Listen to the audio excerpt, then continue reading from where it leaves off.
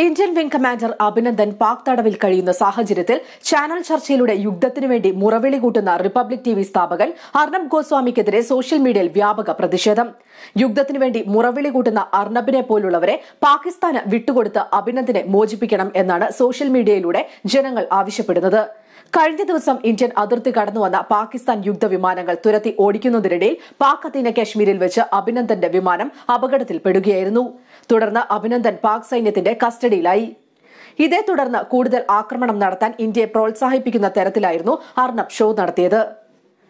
24 മണിക്കൂറിനുള്ളിൽ പാകിസ്ഥാൻ ഒരു പാഠം പഠിച്ചിരിക്കുകയാണ്. തീവ്രവാദ ക്യാമ്പുകൾ ബോംബിട്ട് തകർത്തതിന് പിന്നാലെ നമ്മുടെ സൈനികർ അവരുടെ F-16 വിമാനം വെടിവെച്ച് വീഴ്ത്തി.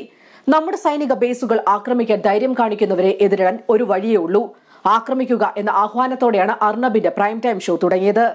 അതേസമയം പരിപാടിക്കിടെ ഇന്ത്യൻ പക്ഷത്തുണ്ടായിരുന്ന നഷ്ടങ്ങൾ ചൂണ്ടിക്കാട്ടിയവരെ ഇമ്രാൻഖാൻ ആരാധകർ എന്ന് പറഞ്ഞ് ആക്രമിച്ചിരുന്നു. ഇമ്രാൻഖാൻ ആരാധകരുടെ ഒരു ലോബി തന്നെയുണ്ട് രാജ്യത്ത്. ആദ്യം രാജ്യം, ആദ്യം പട്ടാളം, ആദ്യം ഇന്ത്യ. അതുകൊണ്ട് തന്നെ ഇന്ത്യക്ക് തിരിച്ചടിക്കാനുള്ള അവകാശമുണ്ടെന്ന് പറയാൻ അവർ വിസമ്മതിക്കുന്നു എന്ന് പറഞ്ഞായിരുന്നു അർണബ് യുദ്ധത്തിനെതിരെ സംസാരിച്ചവരെ ആക്രമിച്ചത്.